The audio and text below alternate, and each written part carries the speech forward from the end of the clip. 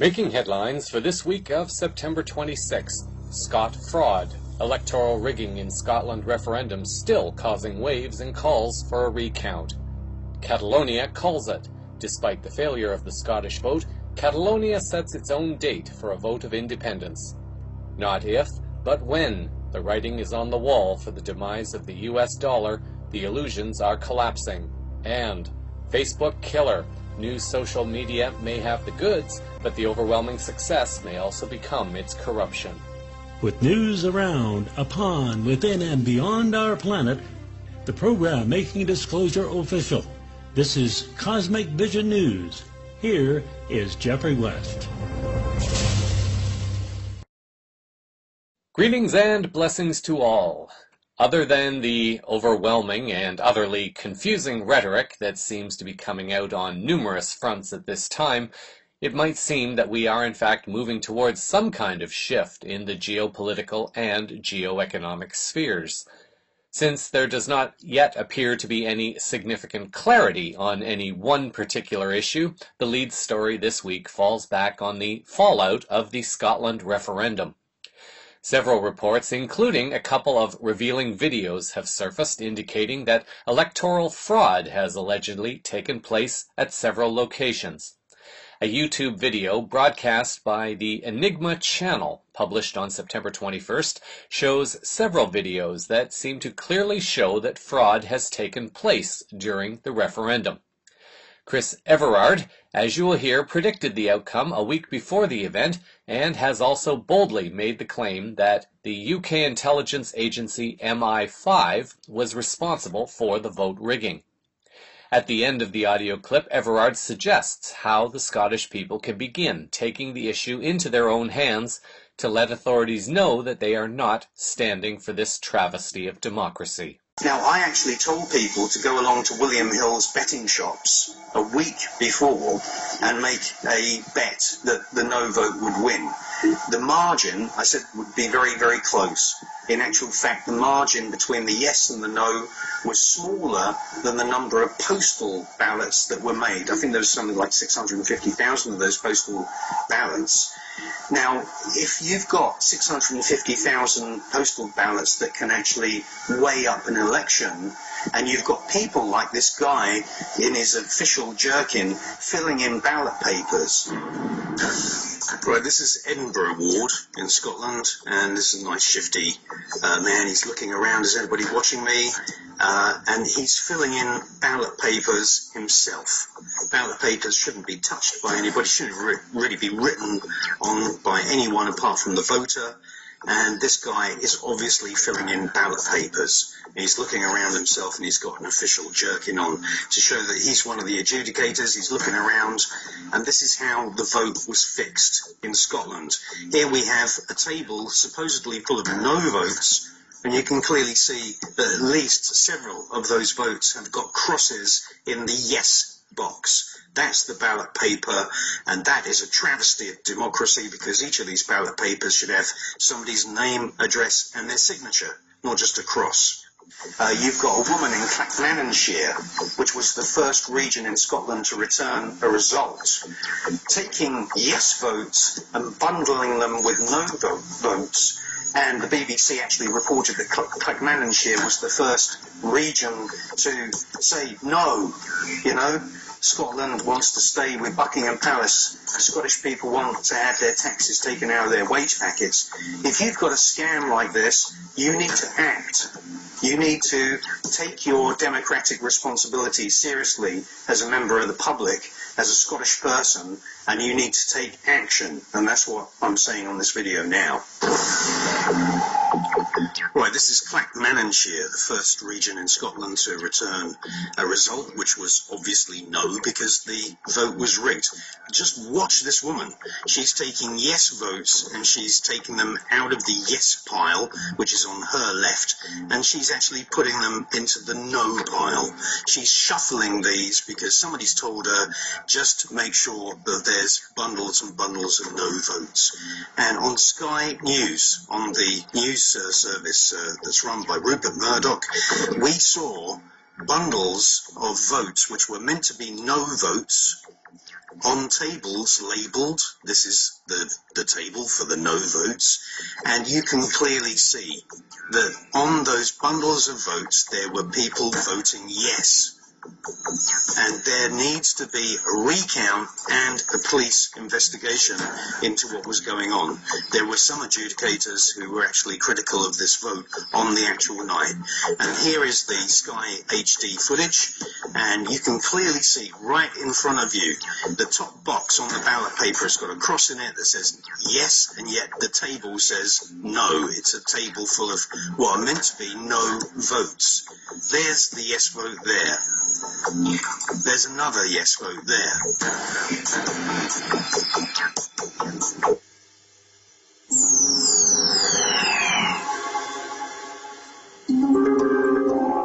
I told people more than a week ago on Facebook, and you can check the post, it's facebook.com/Christopher Everard, though there's lots of fake versions of me.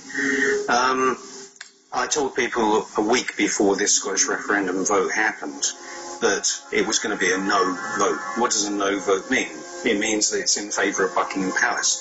Buckingham Palace steal money directly from Scottish people's wage packets. It's all down to taxation.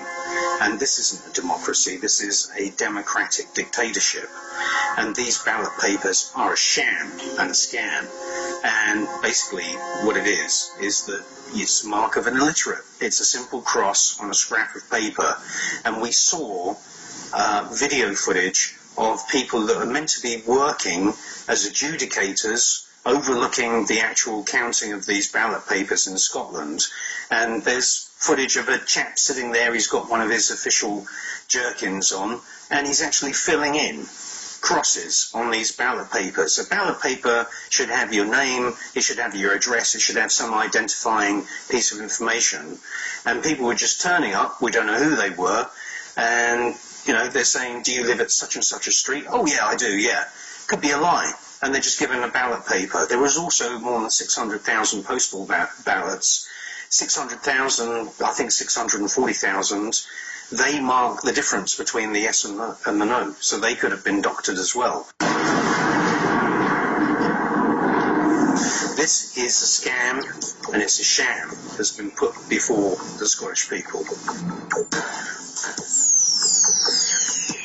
Now, not only did I tell people that the no vote would win a week before that happened, I told people that it would be a close call. And there were already headlines saying, oh, it's too close to call. This is a scam which I've been monitoring in years gone past. It's happened in Australia when there was a referendum on whether Australia should be an independent nation, which of course it should be, or should it be under the control of Buckingham Palace with the Queen as the monarch or the King as the monarch. In 1979 there was a devolution vote in Scotland, and we had a situation then in 1979 where people who were dead were receiving ballot papers. Now, this wouldn't happen if each of these ballot papers had the name and the address of every single registered voter. These ballot papers are rigged right from the start because they just have yes and no, and it's the mark of an illiterate peasant just across. It should be a signature of each voter. And a week before this Scottish independence vote happened, what I said and what I published on Facebook is that the no would win, and it would win by a narrow margin.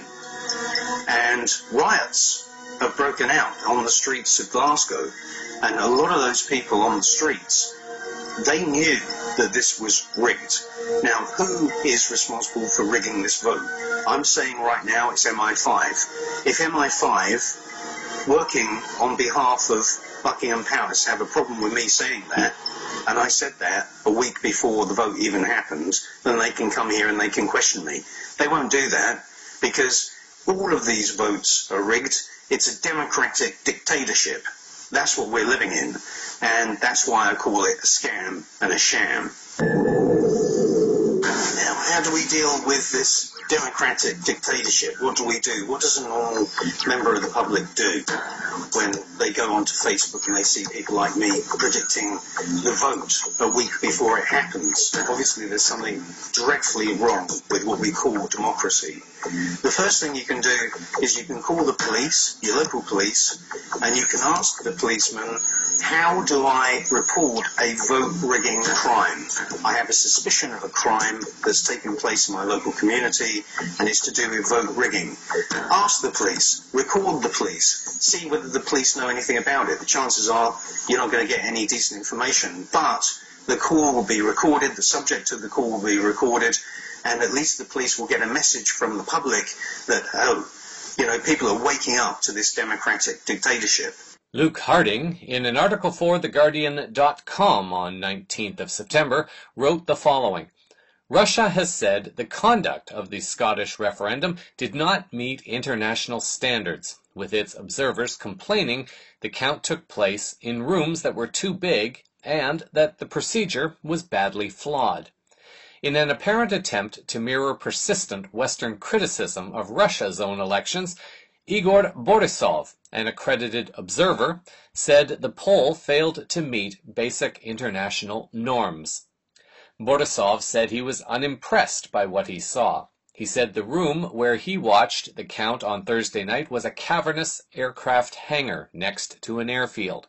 It was difficult to see what was going on, he said, adding, the hangar is approximately 100 meters by 300 meters. There are tables with voting papers stacked upon them, but the observers are stuck around the perimeter. Even if you want to, it's impossible to tell what's happening. It's also unclear where the boxes with ballot papers come from. In a blog posting on exopolitics.com by Alfred Weber, he felt that the outcome was worse than the 2000 U.S. Supreme Court fraud that allowed George Bush to steal the election from Al Gore to become president. Weber noted the following.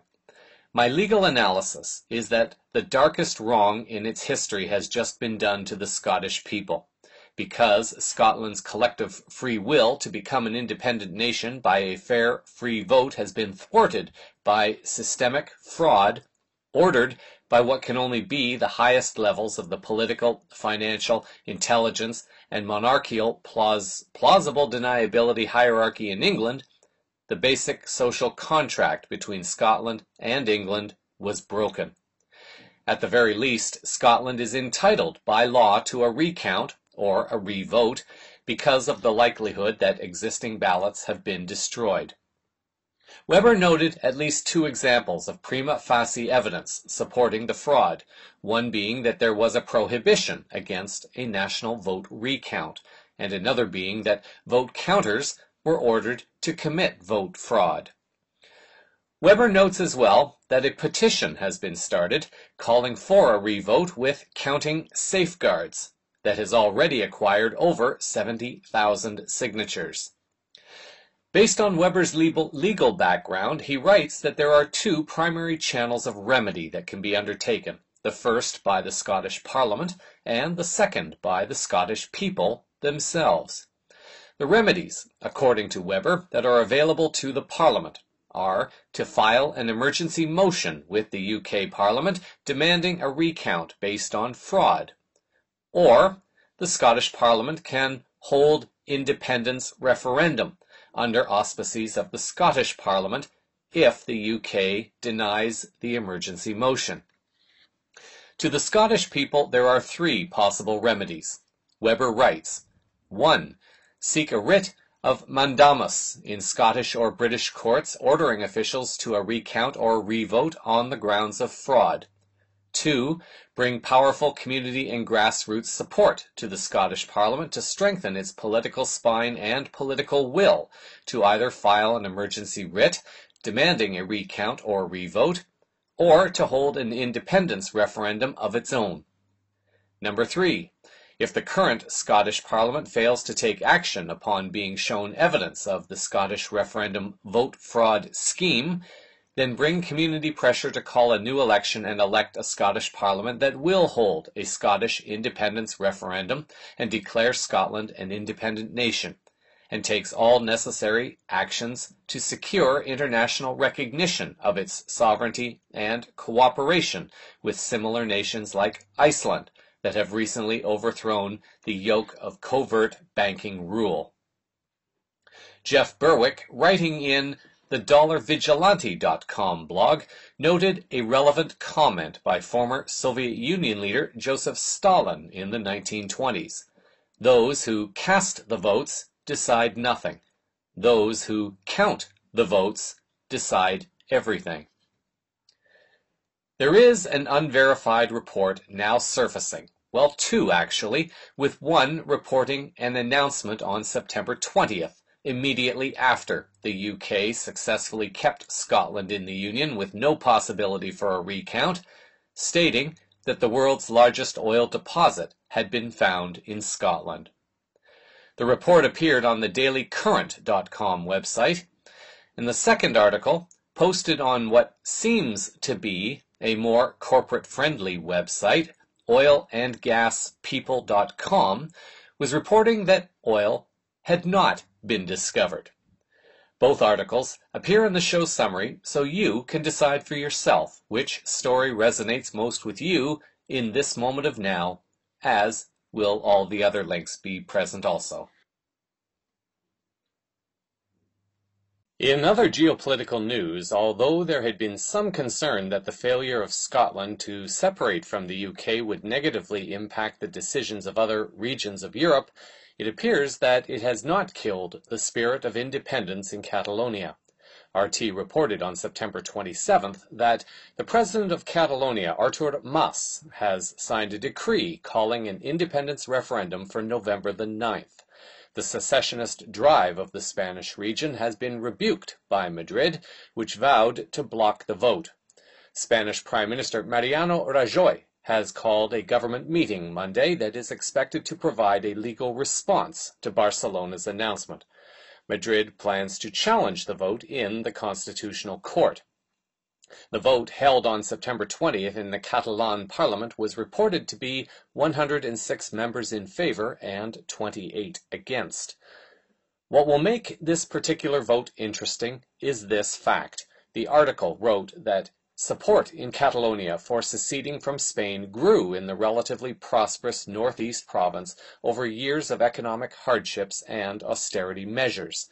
A recent opinion poll by the Omnibus Opinion Studies Center showed that almost 60% of Catalans would vote for independence. In the case of Scotland, the public opinion was allegedly favored towards no until the final weeks of the campaign, and even still the no came out on top with the allegations of vote rigging. RT has this report and interviewed Elisenda Paluzier, a professor of economics from the University of Barcelona. Other European regions to seek secession. In Spain's Catalonia, the local parliament has approved a non-binding vote on independence to be held in less than 2 months' time. Madrid, however, has already deemed it illegal. Catalonia's regional president, Artur Mas, stressed Catalans simply want the same chance as the Scots. The autonomous region accounts for almost a fifth of Spain's GDP, and many feel the independence movement is very much on the rise. I think that for us, as the referendum is opposed by the Spanish government, the momentum is going to be kept anyway because of it has been held, and what we want is to hold this referendum. Of course, if the yes had won, that would have been a precedent very important for the negotiation issues on the EU membership, sharing of debts, pensions and so on, and we would have been able to fight the scaremongering tactics that have also been used in Scotland by Westminster. That would have helped. But the lesson is still there. The fact that self-determination has been applied in the core of the European Union. In this case, the public opinion appears to be already rooted heavily on the side of independence, which is going to make this outcome very difficult to rig, because even if the cabal is successful in rigging this vote, which is already going to be difficult as people are now aware of what's going on, there is a significantly heightened risk of revolution if the outcome suddenly swings in favor of remaining a part of Spain. So hang on to your hats, folks. Things are just starting to get interesting, and perhaps the passion of the Catalonians will wear off on the Scots, and they will follow through on one or more of the suggestions by Weber in the previous story and go after the global cabal again and hold them accountable for the apparent electoral fraud. Over the course of the last year or two, CVN has played audio clips of several politicians who have had the courage to stand up and speak out on the influence of the global banking military complex. At the same time, there are politicians worldwide who are desperately trying to maintain the illusion of the global banking cabal. This week, there was some attention focused on the Canadian Parliament. During the daily proceedings, there is an hour that is called Question Period, where there is usually debate and questions among the members of Parliament to go after actions being taken by the government. Of course, the Canadian members of the federal Parliament, called MPs, have not yet demonstrated a sufficient level of awakening, as you will shortly hear. This exchange during Question Period on September 23rd has been described as unreal by globalnews.ca. They wrote that NDP leader Thomas Mulcair wanted to talk about Canada's military mission in Iraq. Conservative MP Paul Calandra wanted to talk about the NDP fundraiser's inflammatory comments about Israel. What followed was an utterly bizarre exchange which ended with Mulcair questioning the Speaker of the House's integrity. You decide for yourself what you think about this exchange and about the behavior of Canadian politicians. Over the course of the last year or two, CVN has played audio clips of several politicians who have had the courage to stand up and speak out on the influence of the global banking military complex. At the same time, there are politicians worldwide who are desperately trying to maintain the illusion of the global banking cabal. This week, there was some attention focused on the Canadian Parliament. During the daily proceedings, there is an hour that is called Question Period, where there is usually debate among the members of Parliament to question various actions being taken by the government. Of course, the Canadian members of federal Parliament, called MPs, have not yet demonstrated a sufficient awakening, as you will shortly hear. This exchange during Question Period on September 23rd has been described as unreal by globalnews.ca. They wrote that NDP leader Thomas Mulcair wanted to talk about Canada's military mission in Iraq. Conservative MP Paul Calandra wanted to talk about an NDP fundraiser's inflammatory comments about Israel. What followed was an utterly bizarre exchange, which ended with Mulcair questioning the Speaker of the House's integrity. You decide for yourself what you think about this exchange and about the behavior of Canadian politicians. Mr. Speaker, the Prime Minister has failed to answer clear questions about his ill-defined military deployment in Iraq. Yesterday, Conservatives refused once again to answer in this House, but the member for Selkirk-Interlake stated on CPAC that the mission will end on October 4th. Will the Conservative government confirm that the 30-day Canadian commitment in Iraq will indeed end on October 4th? Well, Mr. Speaker, there's a great deal of confusion with respect to the NDP position on Israel. I wonder if the Leader of the Opposition could confirm for me whether Alex Anderson, who identifies himself as a fundraiser at the New Democratic Party, if he speaks for the NDP when he says, F the IDF and all who supports them, I'm sick and tired of the media PS trying to sell lies and hide a effing genocide. Does Alex Anderson speak for the NDP when he says these shameful things? Honorable Leader of the Opposition. Well, I can understand the confusion. We are in the Middle East and we are under the eyes, but we're talking about Iraq.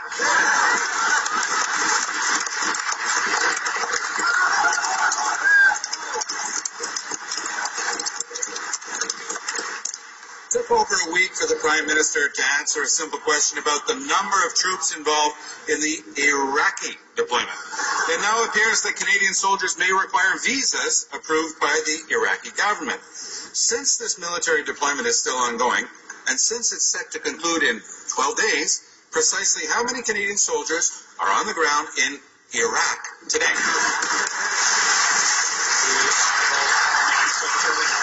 What does the Leader of the Opposition not understand? That our friends in Israel are on the front lines combating terrorism, Mr. Speaker. So when people who work for the NDP, like Alex Anderson, who identifies himself as a fundraiser at Canada's NDP, calls that what the Israeli Defense Forces are doing a effing genocide, and calls the media BS for not supporting the fact that they call it an effing genocide, what does he not understand? Israel is on the front lines. Canada will continue to support our friends in Israel. We'll stand up for peace and security around the world. And unlike them, we're not confused by our position. The Honourable Leader of the Opposition.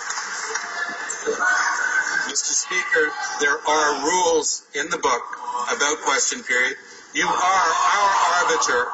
We ask you to enforce the rules on relevant and on question.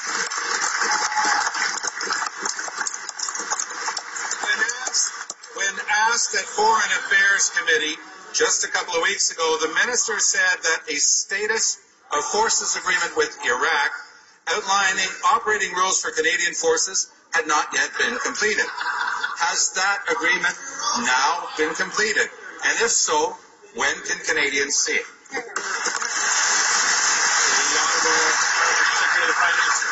Mr. Speaker, clearly the Leader of the NDP does not identify or understand the fact that our friends in Israel are on the front lines combating terrorism in the region, Mr. Speaker. That's why on this side of the House, we support our friends in Israel, Mr. Speaker. Unlike the NDP, whose position is all over the place, Canada will stand up for Israel, will stand up for freedom around the world, Mr. Speaker. The NDP their supporter calls the NDP an effing IDF, and all those who support it, Mr. Speaker, they claim that the media are ignoring it, call it BS. We'll stand up for Israel. We'll stand up for our...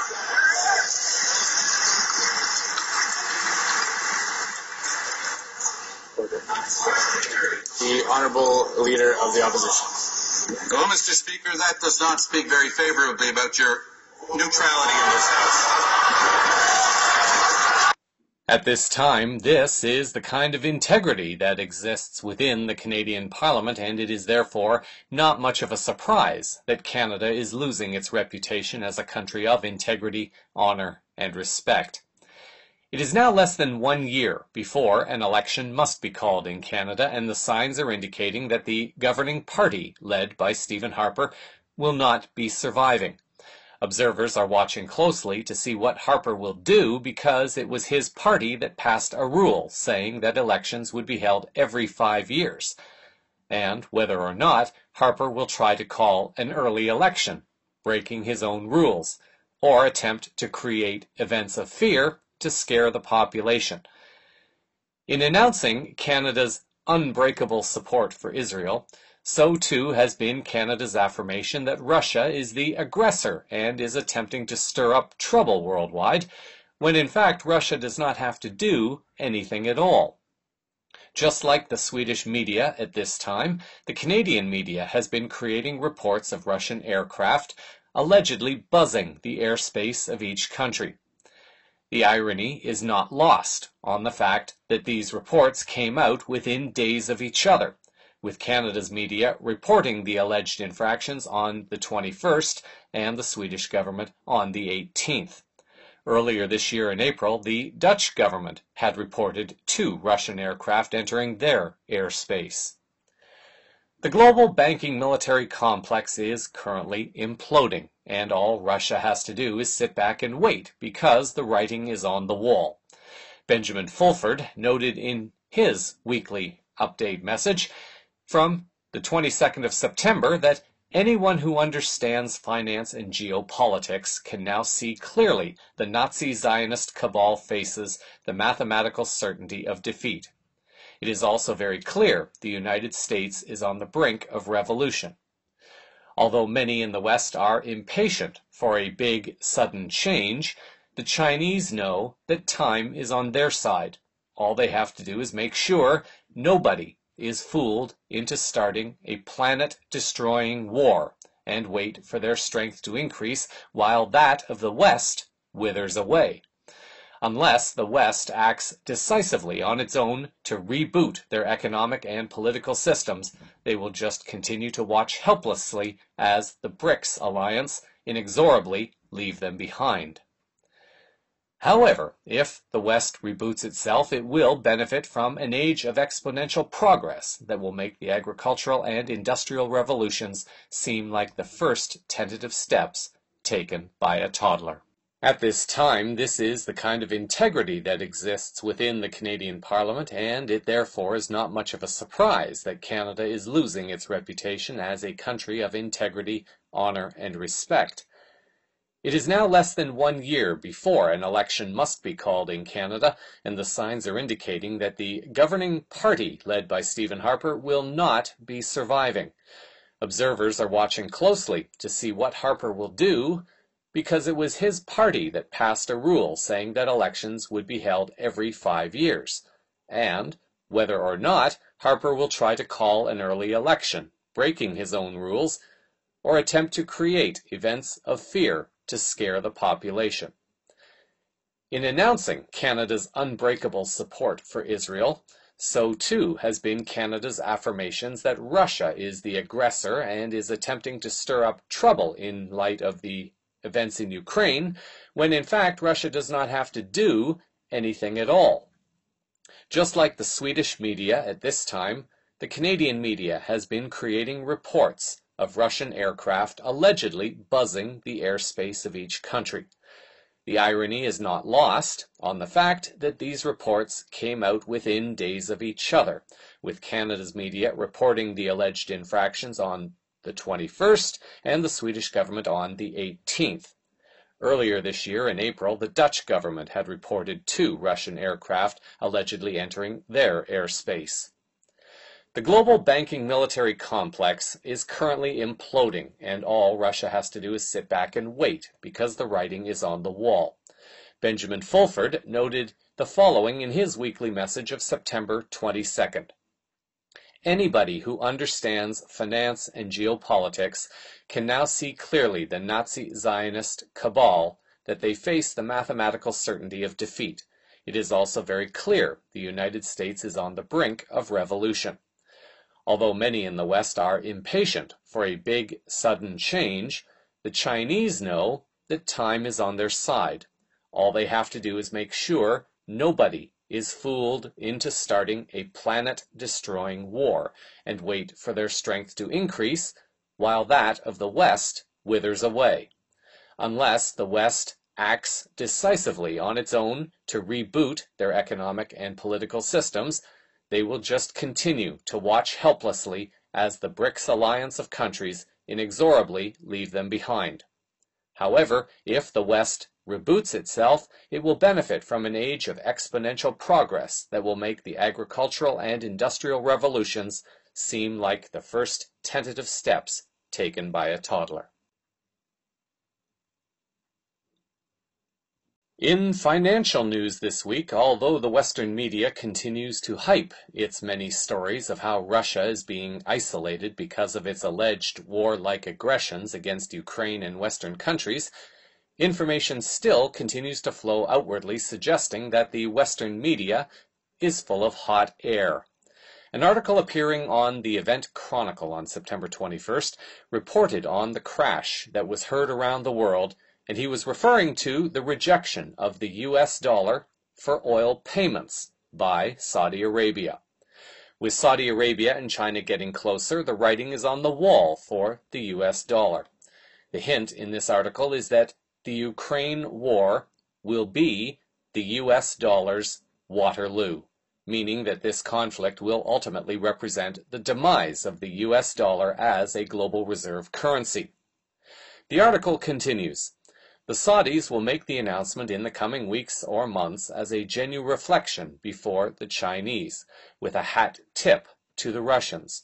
Soon, the crude oil price will be set by the Russia-China tag team, priced in yuan.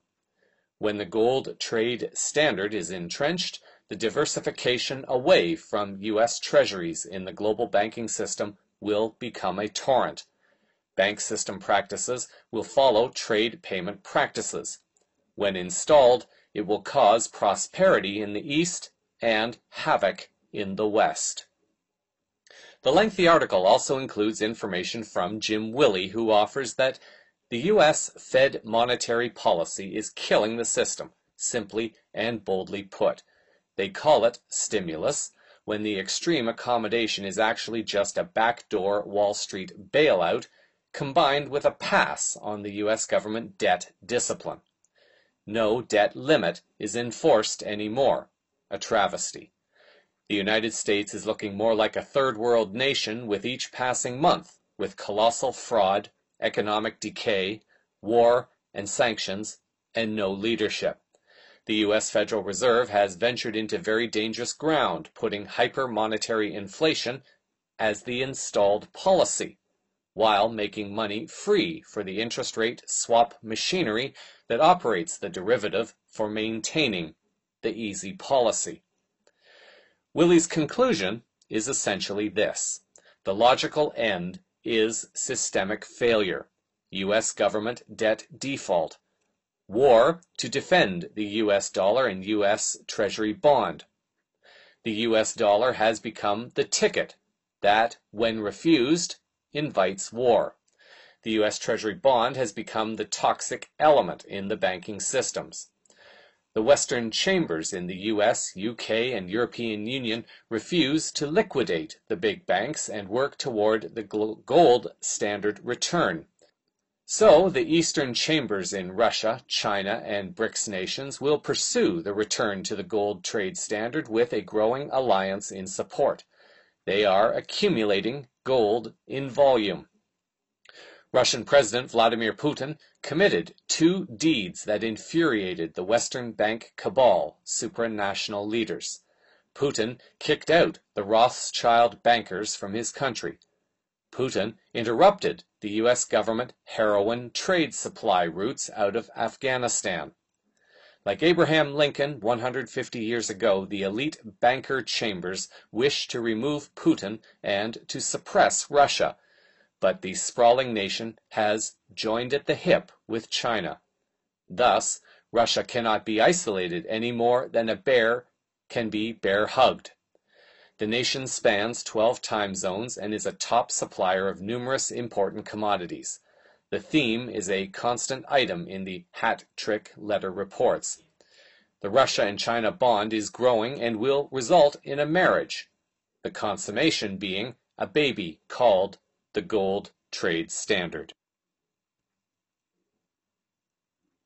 It appears that another scandal is on the verge of rocking Wall Street, and this one has direct connections to the U.S. Federal Reserve.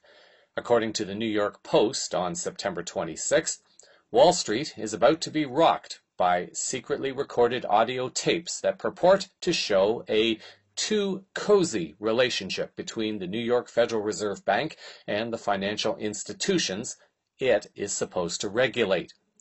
Kieran Corcoran, with London's Daily Mail, wrote on the 26th that Carmen Segarra was brought in by New York's banking watchdog in the wake of the financial crisis to tighten the government's grip on the major banks and was assigned to Goldman Sachs.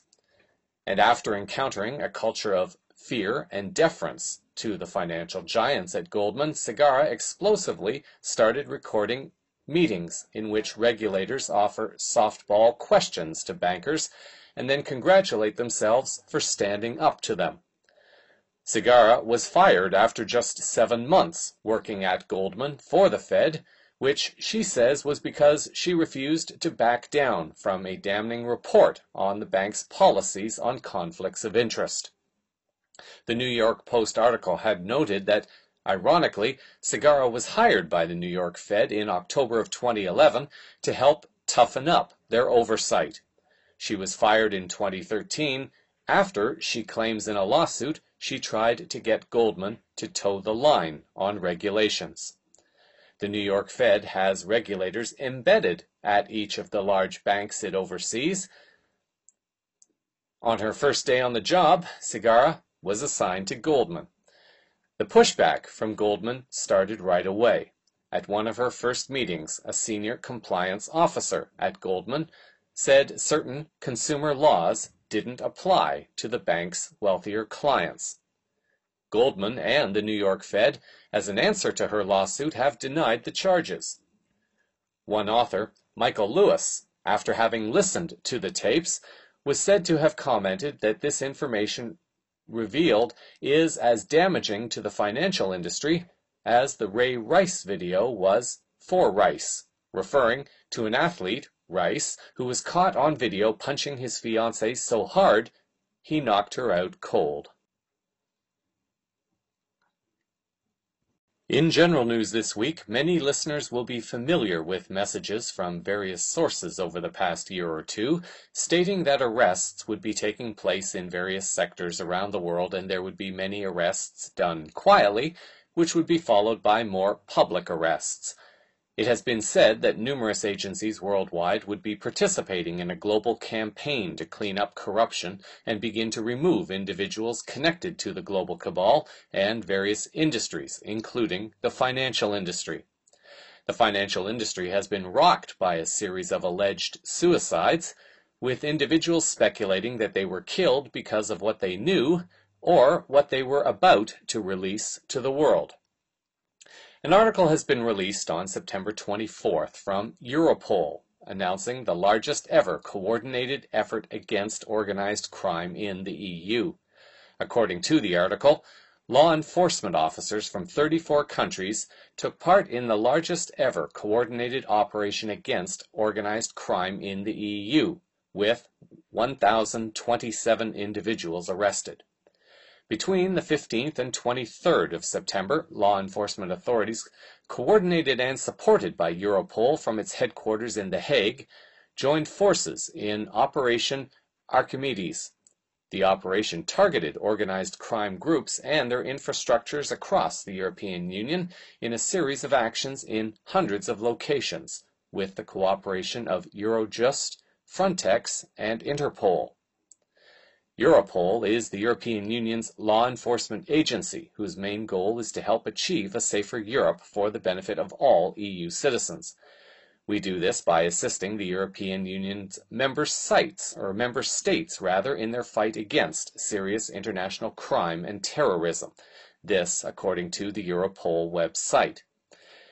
Now, before you jump to the conclusion that great things are happening, it is also worth noting the following. According to the article, results from this operation included 1,027 individuals arrested, 599 kilograms of cocaine, 200 kilograms of heroin were seized, 1.3 tons of cannabis seized, and 30 children allegedly saved from trafficking.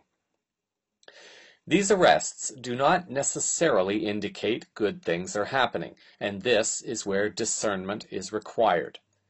To hear the statistics above, one might be inclined to think that this is exceptional news.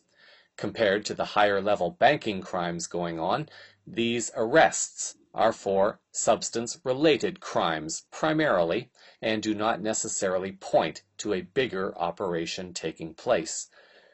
When observing big announcements like these, it is also worth observing who the targets were and what was confiscated, if anything. It is known that the CIA and other organizations control much of the international drug trade for funding their secret and illegal activities.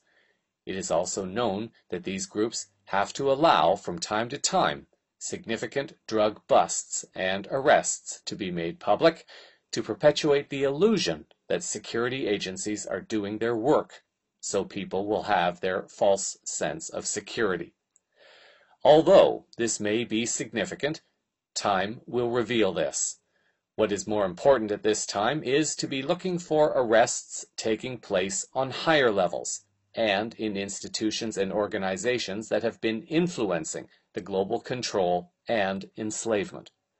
As one learns how to discern information for oneself, one can begin to share the more meaningful information, which can help others to also learn their own discernment, and possibly avoid falling into the possible traps of illusion.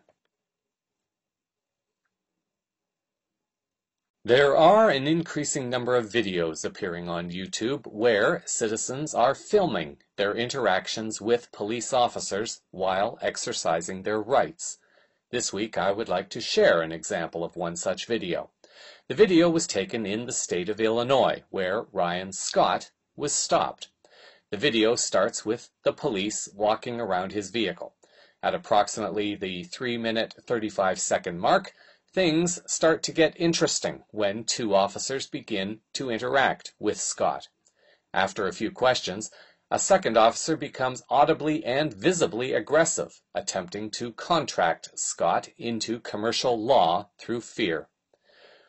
On the web page where the video appears, an article adds, "Though police are permitted to stop you briefly, they may not search you or your car unless they have a probable cause that you're under the influence or you agree to the search. As such, you are not required to answer their questions or admit to breaking the law." Despite the aggressive intimidation, Scott, although shaken a bit with the perceived threat of force, remained calm enough to invoke his right to remain silent. The aggressive officer, trying a final tactic to catch him in not knowing his constitutional rights, realizes that he has been beaten. Evening, officer. Good evening. Before we continue, I'd just like to let you know that you are being recorded right now. Okay, that's fine. So I would just like to know why I'm being pulled over. We're doing a roadside safety check. Okay. Okay. Am I being detained? What's that? Am I being detained? Well, right now we're just conducting our job, making sure Okay. that everyone's on the road driving safely. Okay. Is that Yes, you are not free to leave it. so far? Everybody's being safe. Am I being detained then? You're not free to leave. Am I being detained? If I'm not free to leave, then you're suspecting me of committing a crime. Then am I being detained? We're making sure that everybody's driving safely. Oh, I understand. Thank you for. Now, I've for explained doing myself. so. Absolutely. Okay. And we do have the legal right to stop you right now. Oh, So, I believe this is unconstitutional, but now, like I said, I've asked you for your driver's license. you actually didn't ask me for my driver's license, but I'm actually not obligated to provide that if I'm not being detained. What? You are Whoa! You're obligated. Get out now. Whoa! Get out now. Driving to privilege Sir. is not a right. I'm telling you to get out right now. Excuse me, I'm not We asked for resisting your at all. license and insurance. Yes, you are resisting I at can this provide. point. No, sir, I And can give us provide your it. license and insurance, Absolutely. like he was asked. Absolutely, sir. This is my license here. Okay, now get your insurance. Okay. That's required by law. All right. Driving to privilege, not a right. Absolutely, sir. I completely We're not going to agree. sit here and debate with you. Okay, well, this is very unconstitutional what you're doing. No, you know what? And- This is not unconstitutional. I already explained it to you. Driving to Sir. privilege is not a right. Understood. This is my driver's Good. license. My Thank insurance you. card. You're welcome. That's what you're required to do to drive in Illinois. You don't understand that? Absolutely. Do you understand I would that? also like to inform you that you are being recorded right now. Good. Okay. Can I please You were shut my door? asked. No. Since I'm not being detained. No. What am I being detained for exactly, sir? If I am being Ask your detained. driver's license and insurance card, which you're required to have when you drive in the state of Illinois. Understood. Correct? That's correct. That is correct. That's and what you were asked and I for. do have that, correct? I don't know. I'm looking at it. You refused to I provide did it not originally, refuse. didn't you? Absolutely not. I did not refuse anything. Is this I your said- current address? I asked. I would not like Is to this answer your any- current I'd like to address? remain silent, sir, unless I have an attorney present. Is this your current address? I would like to remain silent, sir. I would like to exercise my Fifth Amendment right. Do you have a more current insurance card? I would like to exercise my Fifth Amendment right. Everything there is completely valid and legal, and I'd like to exercise my Fifth Amendment right from here on out, unless I have sorry, an what attorney. was that? I would like to exercise my Fifth Amendment right from here on out, What unless does I have an the attorney. amendment say? That I have the right to remain silent. Really? Absolutely. Are you sure? Yes, sir. Thank you. Am I free Well, to leave? sit on. Yes, Thank you you. are. You guys have a great night. Although CVN does fully support one's choice to exercise one's rights when dealing with police officers, this kind of action is not for everyone. There was the potential for this situation to turn ugly, and therefore CVN does not encourage everyone to begin practicing this without becoming fully confident and informed about one's rights and without fully understanding all the possible consequences when taking on a situation like this. With gratitude to the thousands who are knowledgeable and confident enough to do this, they are becoming the teachers who empower others to confidently exercise their rights while sending the message to commercial rule enforcers, otherwise known as police officers, that humans need not be enslaved to commercial law and rules that apply only to commercial and corporate entities. Please do not attempt this without education and full knowledge of possible risks. In disclosure-related news this week, I would like to step back in time a bit to the citizen hearings on disclosure that were sponsored by the Paradigm Research Group and initiated by PRG founder and political lobbyist Stephen Bassett. Bassett is continuing his efforts to push the U.S. Congress forward on a full and transparent congressional hearing on the issue of disclosure. About a year and a half ago, however, during the hearings, retired Alaska Senator Mike Gravel offered an interview with a program called Viewpoint.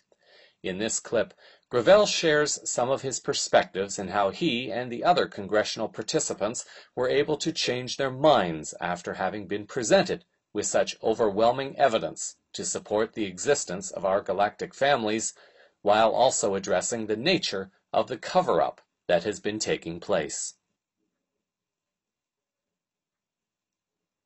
In disclosure-related news this week, I would like to step back in time a bit to the citizen hearings on disclosure that were sponsored by the Paradigm Research Group and initiated by PRG founder and political lobbyist Stephen Bassett. Bassett is continuing his efforts to push the U.S. Congress forward on a full and transparent congressional hearing on the issue of disclosure of our galactic families. About a year and a half ago, however, during the hearings, retired Alaska Senator Mike Gravel offered an interview on a program called Viewpoint.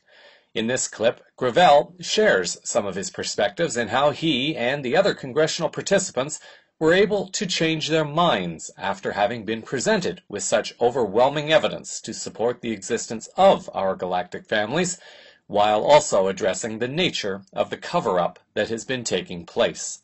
So let me start with the most obvious question. What got you involved in this particular hearing? Well, I was approached, first off, I'm like any other citizen who's well-read. I followed the UFO, the ET issues casually. But I was approached 2 weeks ago if I would be part of this hearing. And I sort of blew it off because I didn't really understand what the hearing was about, and I had other plans. But then another person who I had respect for briefed me more fully on what the hearing was about. And then I thought it would be an opportunity for me to spend 1 week, and of course preparation before the hearing, to become very knowledgeable about this subject, which is probably the most significant subject in our entire civilization, because it juxtaposes whether or not there's a force out there that we can identify with these sightings of saucers, you call it, whatever, and that force is observing the planet.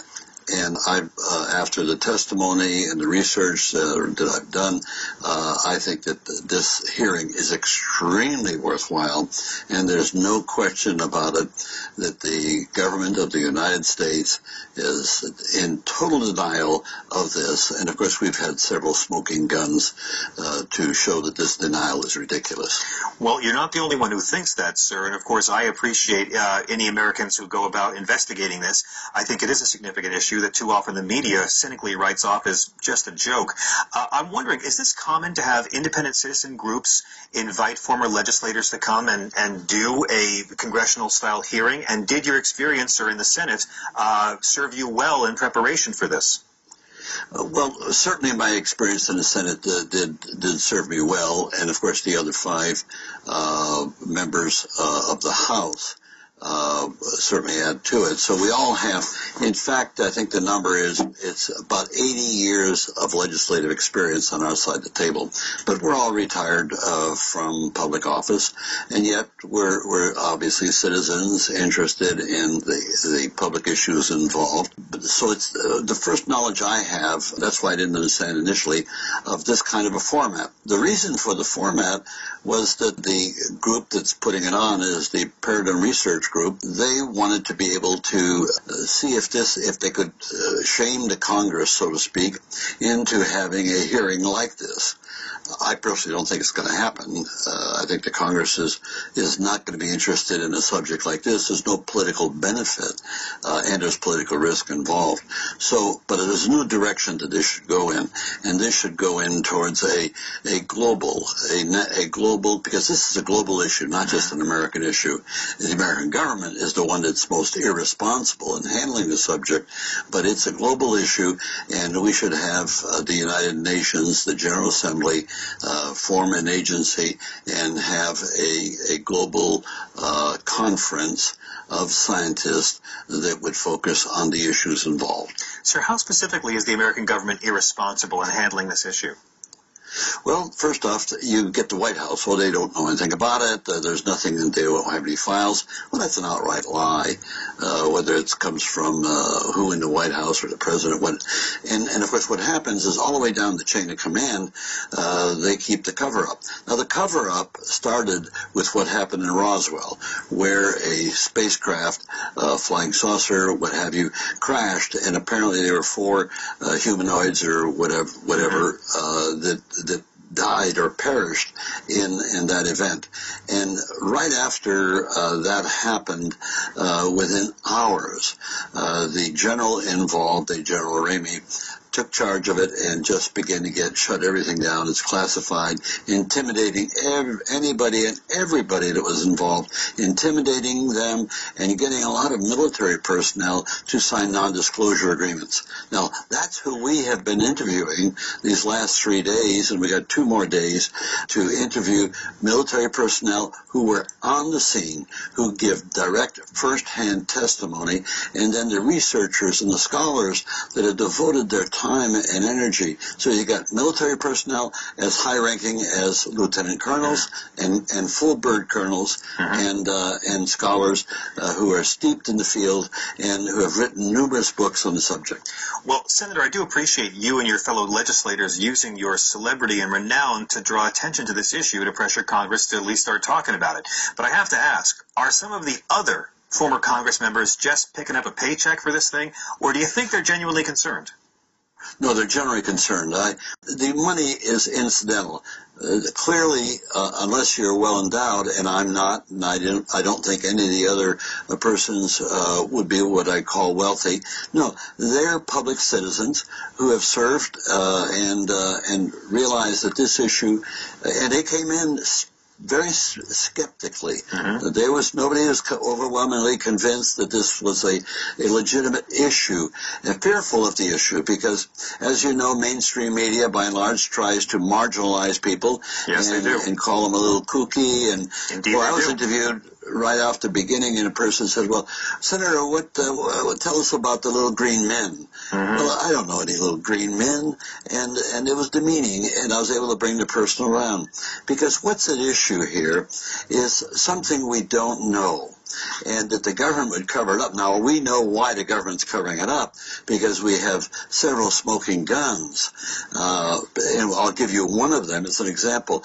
With the missile silos in Montana, the Dakotas, and one other state, Wyoming, whenever there was one of these call them flying saucers, for lack of a better word, hovering above the silo, the missiles were unlaunchable. Yes, we mentioned that in our introduction to the segment. Well, I'll tell you, right off the bat, the military would go bonkers over that, because what it shows is that after spending $1 trillion on this unbelievable defense system, when push comes to shove, it doesn't work. So obviously, they want to keep that secret. But the nature of the military in this country, and the nature of those in power, the leaders, is that they have a perception totally towards secrecy and to keep things covered up. And that's very sad, because if we're to be an operating democracy, the people have to know what's going on. And since this thing is of civilized, planetary import, the people of the world should know what's going on. Most countries have been much more revealing on this subject, but the United States is the dark hole in this regard. For many, this will be a review, but for many new listeners, this information may find some relevance in helping them to make a possible shift in their own perceptions at this time. Relevant information continues to come out from numerous sources around the world, and vigilant citizens are posting numerous videos on YouTube of sightings that are taking place around the planet.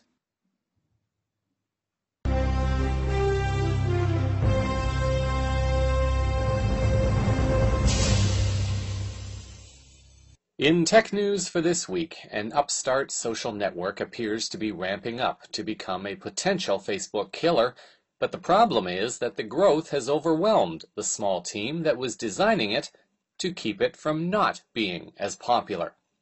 In an article by Nikki Wolf on theguardian.com website on September 26th, Wolf writes that, "Is it a Facebook killer? Ello, the so new it's glistening, so hip it hurts, upstart social network has set out to be the artsy, LGBTQ-friendly, anti-advertising, anti-big data alternative to social media giants like Facebook and Twitter. After an explosion of popularity this week, its small team is scrambling to deal with an unprecedented growth with as many as 35,000 people requesting membership every hour. But can it cope?" The article quotes part of the manifesto as follows, a message intending to send a direct shot towards Facebook's Mark Zuckerberg. "Your social network is owned by advertisers," it says. "Every post you share, every friend you make, every link you follow is tracked, recorded, and converted into data. Advertisers buy your data so they can show you more ads. You are the product that's bought and sold. We believe there is a better way." It ends by saying you are not a product. Ello's founders have pledged that the site will never use or never sell user data to advertisers or introduce a paywall. There have been a number of trend pieces already calling Ello a Facebook killer, but it bears remembering that in terms of sheer size, Ello is currently not even a speck on Facebook's radar screen. It would have to maintain its current explosive rate of growth in order to threaten Facebook's 1.28 billion strong user base. But the social web is fickle, and stranger things have happened. The sudden success is also the kind of success that has a way of killing an idea or causing the owners to seek financial resources from the very sources they were originally intending to avoid. As mentioned a moment ago, currently access to Ello is by invitation only after a recent spike in popularity, with user applications being between 20 and 35,000 per hour, and the site has slowed down their acceptance of new users in order to deal with the scale of its new base. It is very possible that the global cabal, or perhaps even Facebook, in recognizing this as a possible threat, have created the mass requests in order to crash the network from being born, or to corrupt it by forcing it to sacrifice its prime ethic not to sell out to corporate or moneyed interests. The article adds, "It's going to cost money for features. Some have been expressing doubts this week about Ello's business model. Andy Baio, a web developer who helped build Kickstarter, uncovered the nearly $500,000 Ello received from tech venture capitalists Fresh Tracks Capital. VCs, venture capitalists, don't give money out of goodwill," he said in a post on Ello. "Unless they have a very unique relationship with their investors, Ello will inevitably be pushed towards profitability." Tech journalist Quinn Norton has also expressed doubt. Ello needs to make money, and that means Ello eventually needs to charge someone. In answer to this, Berger told The Guardian that the plan was to roll out a system where users pay to add features, including, he said, privacy features, at some point in the future. Privacy comes at a cost, he said, and some of our enhanced privacy features will come with fees. So in the war for privacy, and in the war against government and corporate intrusion into our private lives, each battle takes on a new and increasingly greater significance in the change that is taking place around the world at this time. Many CVN listeners are familiar with the work of Dr. Masaru Emoto, who has demonstrated how water has the potential to remember and adapt to the energies to which it is exposed. Water is, of course, the essence of life, and the human body consists of 60 to 75% water, depending upon which source you refer to. This week, CVN looks at a small but growing company in Sweden and Finland called BioAq, which is a short form for BioAqua, meaning living water, or more commonly, water is life. This company has been working on a product line of water whirlers. What is World Water, you may ask? According to their website, bioaq.com, World Water is produced by allowing the water to flow through spirals in a water whirler. In this process, the water is directed partly clockwise and partly counterclockwise, in motions reminiscent of the movements of water in a babbling brook. The method is natural and environmentally friendly and does not require the addition of external energy. Even though research and a large number of individual observations indicate that there is a change in the structure of water when it is whirled, the mechanism for this alteration cannot be scientifically adequately explained yet. The hydrogen in water and the cluster formation could be assumed to be in key positions for explanations. One possible explanation is that spirals in general can attract photons. This capacity has been documented by a number of scientists. World Water has been tested on a small scale with 4 different biomechanical instruments. These methods have all shown that the World Water affects the well-being of the body in a positive way.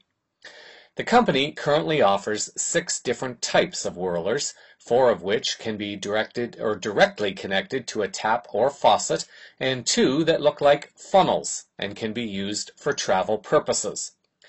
To help you visualize a whirler, picture in your minds a funnel.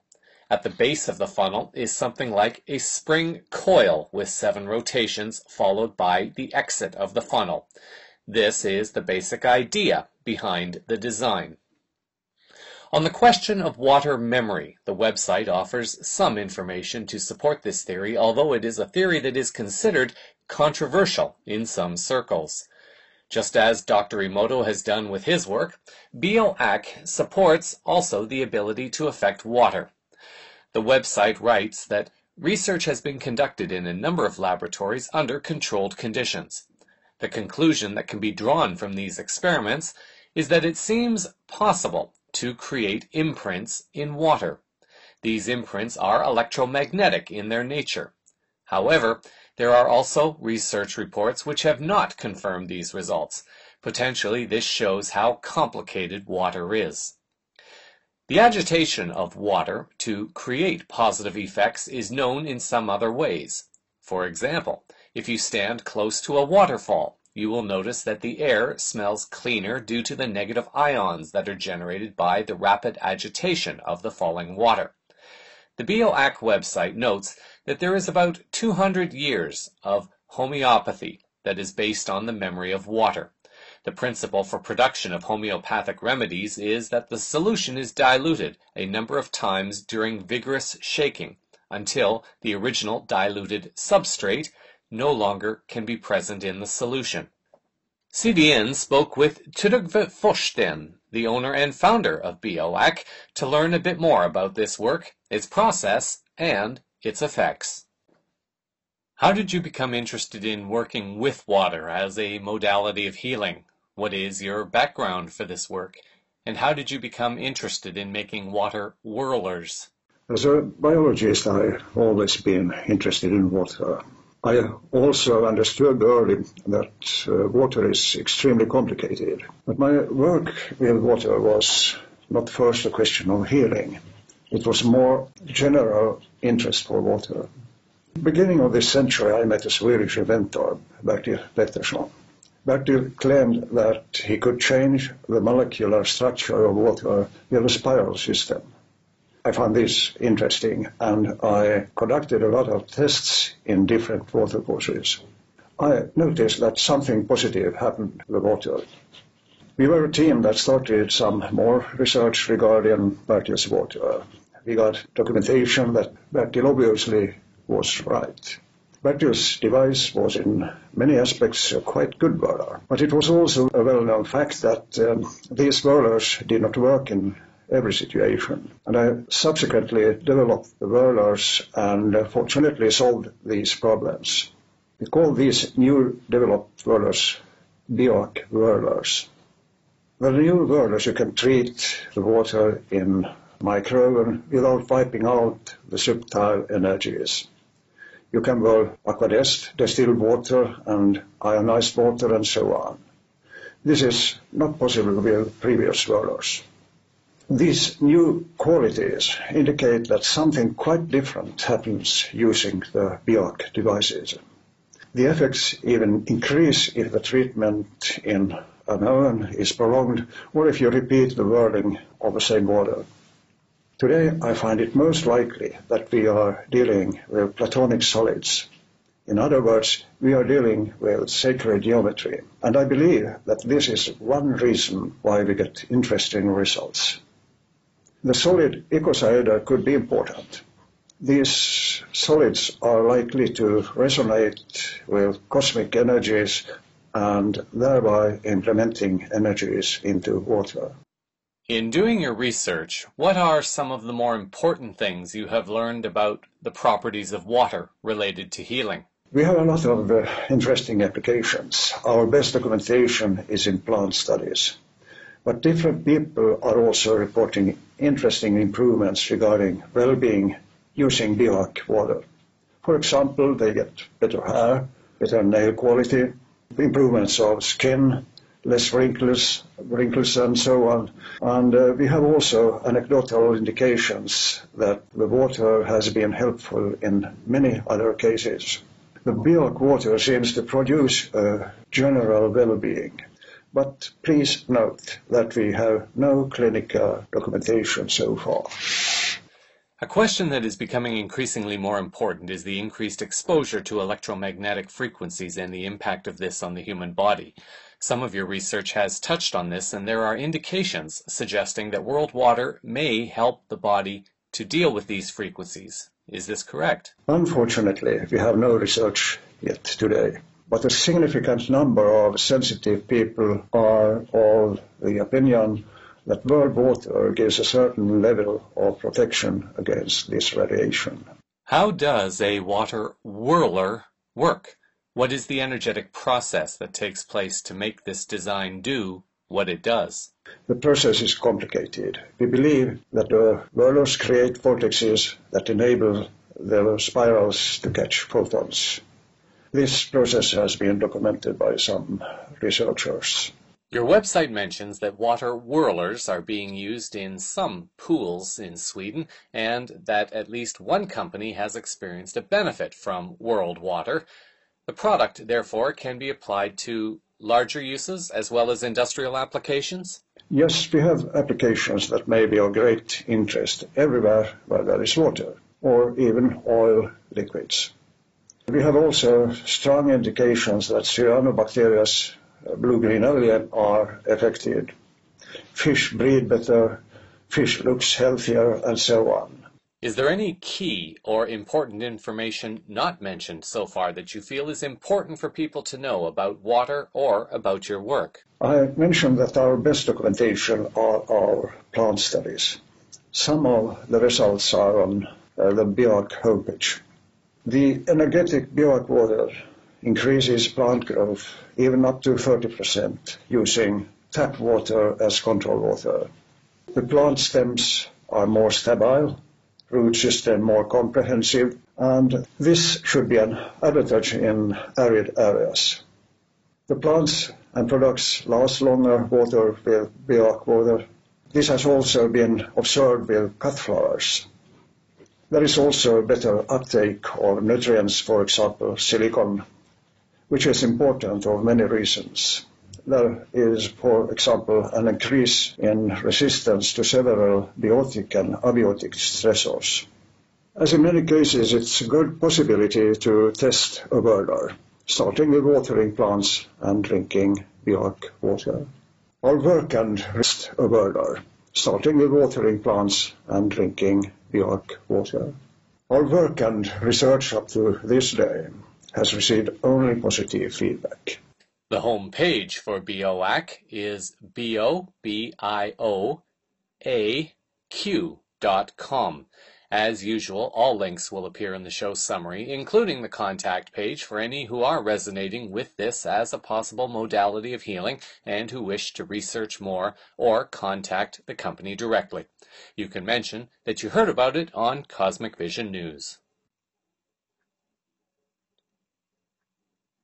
By way of an announcement this week, I would just like to draw the attention of CVN listeners to a new promotion that has been posted on the homepage of Cosmic Vision News and also in the show summary page. The web team supporting CVN is now offering a special for those who are seeking to have a professional-looking and responsive website that functions across all platforms and devices. More details will be forthcoming next week, but for any who have been giving thought to having a website to showcase their products, their services, or even their message to the world, this may be the opportunity you are looking for.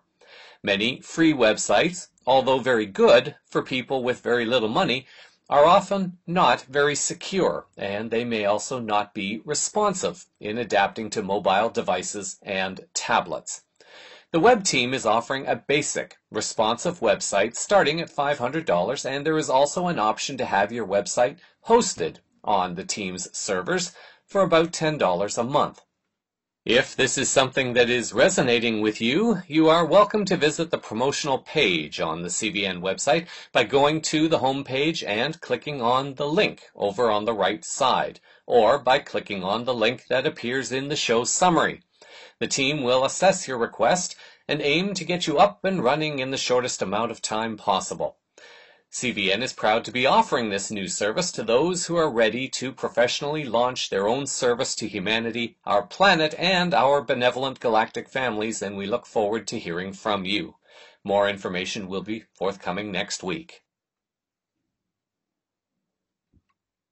And in this week's final words, many of us are hearing, others are seeing, and there are still some of us who are feeling the shifts taking place that some may call a mass awakening. The mass awakening effect has resulted in the shift we are now experiencing, although by the descriptions of some it may not feel like a shift at all, but a collapse of everything around them. In fact, both would be true and correct.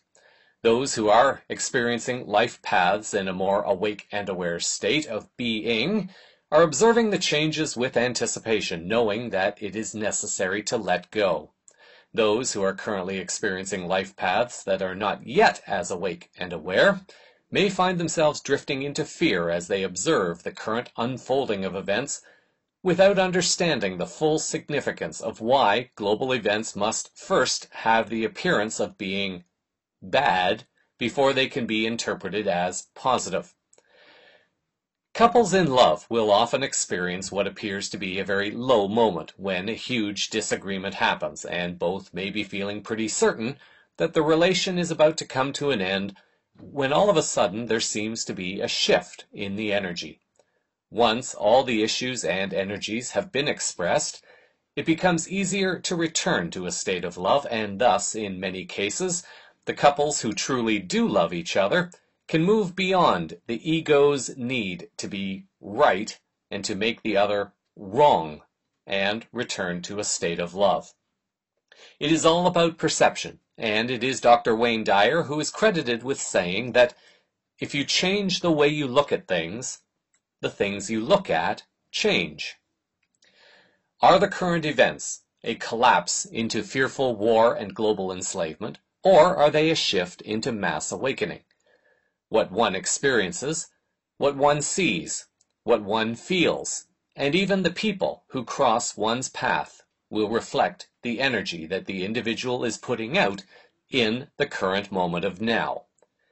Is a mass awakening of the human and planetary collective consciousness really possible? The choice is yours and yours alone. Galactic entity Bashar, channeled via Daryl Anka, offers some thoughts on this experience of mass awakening. And with that, CVN for this week will close with these words from Bashar. For those who do not resonate with the source of the message, I gently remind and ask you to hold an open heart and mind and try to receive the message without necessarily focusing on the source. Create a wonderful week. Until our next moment of now, here is Bashar. And your relationship to the transformation going on Earth at this time that is so very intensely important for your experience as a soul.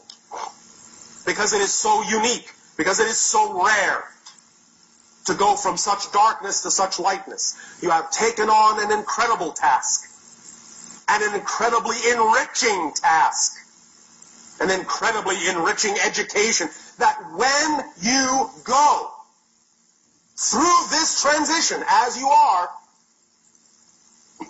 takes that experience and radiates it to the rest of creation so that the entirety of creation is enriched by your experience. And you going through this experience gives others in creation more opportunity and more possibility of experiencing creation in a richer way. Gives them more understanding that more things are possible to experience because you have experienced things that some people on some planets would have heretofore thought were impossible to experience. Surely no one can ever possibly experience the idea of actually being disconnected from creation. Surely that's not possible. Where could that ever happen? How is that even possible to happen? Well, I know this place. It's called Earth. They actually believe they are not connected to creation. They can actually experience themselves as if they are disconnected. They can actually believe they are not unconditionally loved. No, surely not. You jest. That's not possible. How can anyone actually have an experience that they are not unconditionally loved? Well, they've found a way, clever beings that they are. They have found a way to use, listen to this, they have found a way to use the unconditionally loving connection they have with creation. They have found a way to use the unconditionally loving connection to make it seem as if they are not unconditionally loved. How clever is that? Because the only way they can actually have an experience of being disconnected is to actually be connected and create the illusion of disconnection. And why would they want to do that?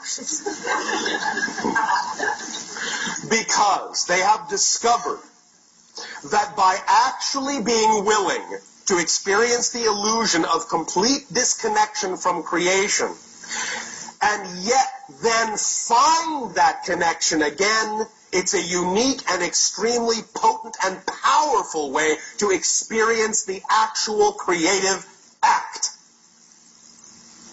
Really? Well, how much longer are they going to do this? Not long. They've actually almost reached the end of that cycle of separation and are now remembering that in fact they are connected, remembering in fact that they created the illusion of disconnection, remembering in fact that it is an illusion, and are waking up to the fact that they have never really been disconnected but have been playing the disconnection game in order to gain insight and experience into what it actually is to be in the moment of the act of creation itself. Because if they didn't experience it that way, they would not be able to slow it down enough to actually have the experience of the act of creation. Things would just be created, or they would not be. There would no be in between. There would no experience of in-betweenness.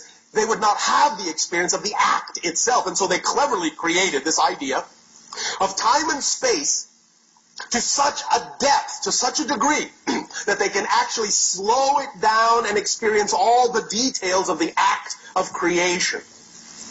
Really fascinating. Glad it's them and not me.